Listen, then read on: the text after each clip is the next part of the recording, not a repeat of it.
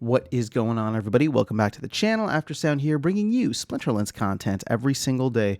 We also stream right here on this channel every Tuesday, Thursday, and Sunday morning, so come by and say hello. All right, guys, I wanted to talk about an idea that's been floating around the ecosystem, and this isn't anything new, as it's come in different forms before, as we've talked about the quote-unquote bot conversation, which has now evolved into the battle helper situation as well. And what I'm trying to get at here is not something that I would necessarily want to see or condone, but I do want to try to frame it in a way that could make it be a little bit more palatable if this is something that will be a challenge for the game, for the community, for the foreseeable future.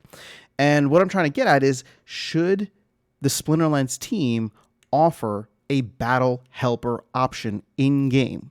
Now, that sounds a little crazy, but keep in mind, about a year ago, a lot of people were saying because of the bot issues, the team should offer its own bot, right? And then we got things like Archmage, Xbot, which I know a lot of people take advantage of to automate their playing and to continue earning rewards even when they can't play or if they don't want to play.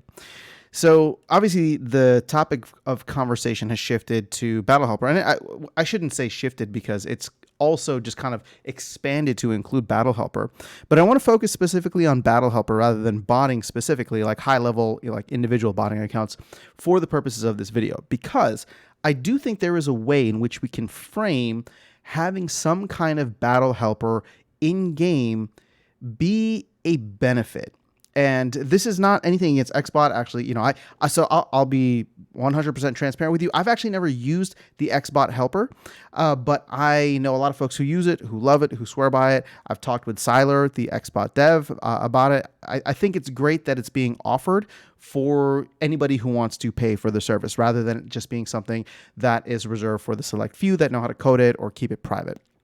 That being said, with where we're at right now, the reframing that I'm trying to do in my head, again, not that I think that we should go this route, but I'm just putting it out there, is what if Battle Helper was implemented in-game? So therefore, you're kind of democratizing it by giving it to everybody. But it's done in a way where it adds value to the new player experience.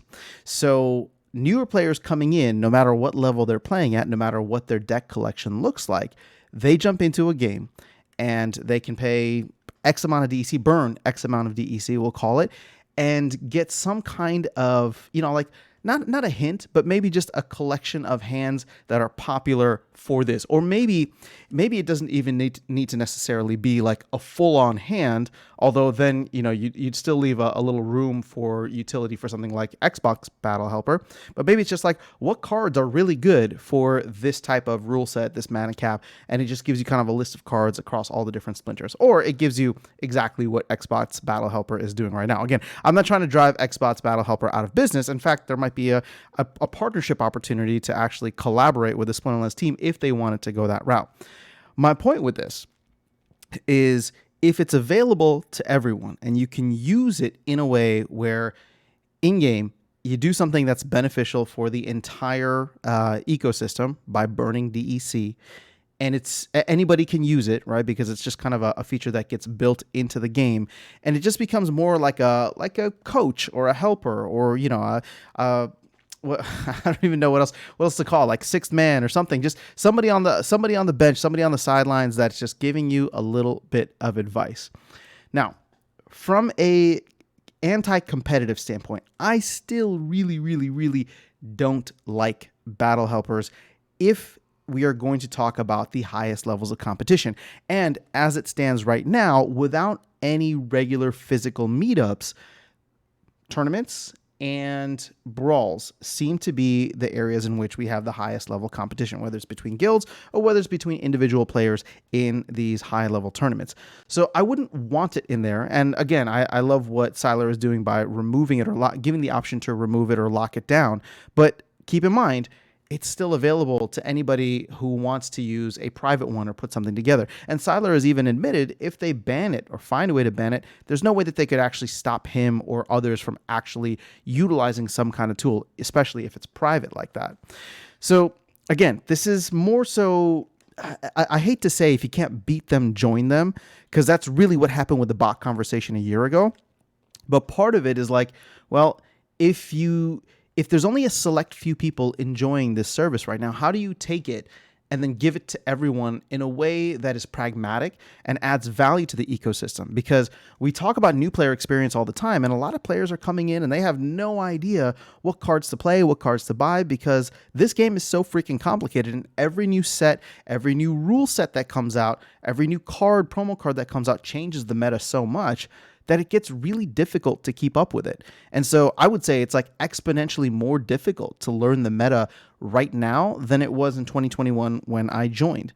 So that being said, I think some kind of battle helper, and we don't have to call it that, but some kind of like hand helper that gives a little bit of guidance for those willing to pay for it. And it doesn't need to be something crazy, right?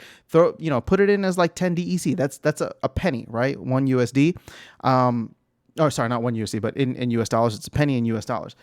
If somebody's willing to like pay that, burn that, you do that at scale, this is something that could be valuable to newer players, keep them in the game. And then when they start to build up their collections, they don't necessarily feel the need to use it, or they feel like they, don't want to pay for it, or whatever the case is.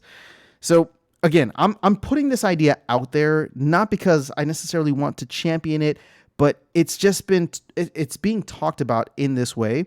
And I'm trying to frame it in I'm trying to frame it in a way that is hopefully more, as I said, pragmatic, practical, adds value to the ecosystem, if this is something that we're going to be up against. Now, in the long run, in the future, my hope is that Weirdbeard gets his vision where we do these, geographical tournaments where you have, all different parts of the world having these kind of meetup events and live in-person tournaments where everything is monitored, where nobody's allowed to use a cheat sheet or a spreadsheet or a battle helper or a bot, right? It's just two people in, well, not really in a room, but wherever it is, two people being looked at and how they enter their teams and all that. And hopefully we can get to a point where the actual presentation of a tournament is really exciting to watch, similar to what you see with like online poker. That's my hope of where we get to, but we seem as though we're probably years away from that. It would probably be another bull run in which we get a lot of players in. We can do another Splinterfest type of deal. But until we can get there, it's like these issues plaguing the anti-competitive nature of the game. Again, first it was bots, now it's battle helper. Again, not that bots are solved, but I'm just saying like part of it is like it's forcing the players to really check out. And it's like, okay, I hate to use this phrase, but once again, if you can't beat them, join them or find a way to use them to your advantage so that it adds value to the ecosystem. So let me know your thoughts in the comments below. How would you feel about something like this? How do you feel about the current situation? Maybe you don't think there's anything wrong. I don't think that where we're at is ideal, and I would like to see us move towards something better, but I'm not smart enough to know the solutions, and I'm not smart enough to know even what the larger implications are of what people are actually capable of when it comes to creating these types of tools, especially if they're doing it in the background. So I'm curious to get your thoughts on this. Let me know. I'll catch you all in the next video and see you around the game. Take care.